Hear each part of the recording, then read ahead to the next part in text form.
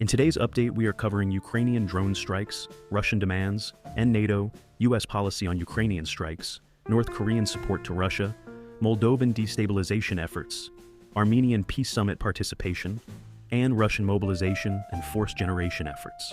Ukrainian forces conducted a series of drone strikes against Russia on the night of June 13th to 14th. Geolocated imagery shows damage from a strike against the Morozovsk Airbase in Rostov Oblast, hitting an electrical substation and an aircraft hangar. Additional footage shows an explosion and smoke plume, with Russian air defenses reportedly destroying 70 drones over Rostov, Voronezh, and Kursk oblasts.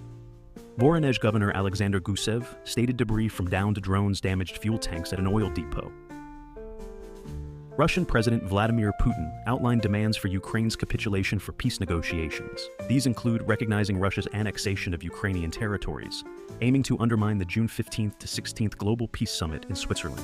Putin proposed an alternative security system with China's President Xi Jinping, likely to undermine NATO. The Kremlin has timed its information operations, including negotiations, to coincide with major Western policy debates to influence decision-making.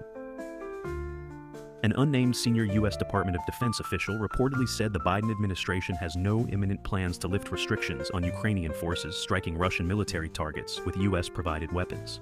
Politico reported on June 13th that the official said there is ongoing reassessment of U.S. policy on deeper Ukrainian strikes into Russia.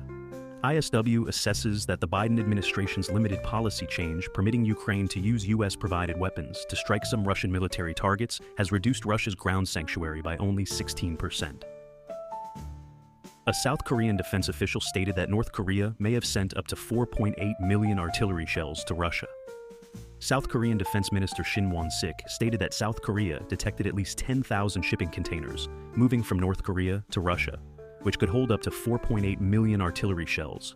Shin reported that North Korea also sent dozens of ballistic missiles to Russia, and Russia sent North Korea conventional arms, tanks, aircraft, and spy satellite technology.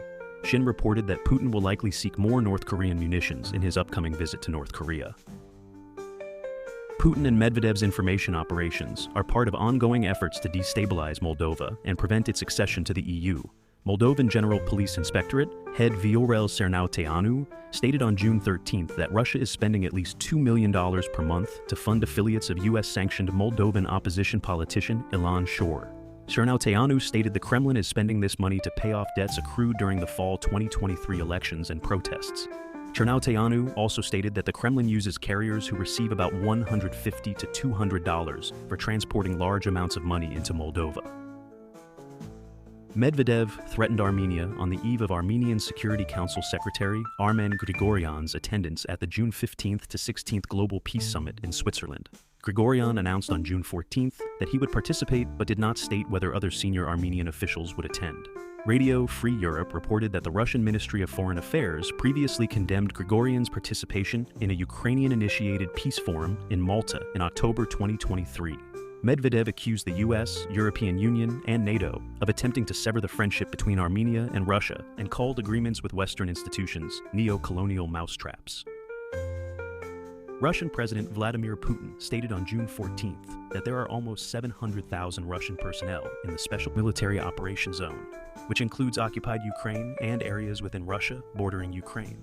Ukrainian Ground Forces Commander Lieutenant General Alexander Pavlyuk stated in May 2024 that roughly 510,000 to 515,000 Russian personnel are currently deployed in occupied Ukraine. Ukrainian Military Intelligence Deputy Chief Major General Vadim Skabitska reported in May 2024 that Russian forces had concentrated about 35,000 personnel in Russia, north of Kharkiv and Sumy oblasts, and planned to concentrate a total of 50,000 to 70,000 personnel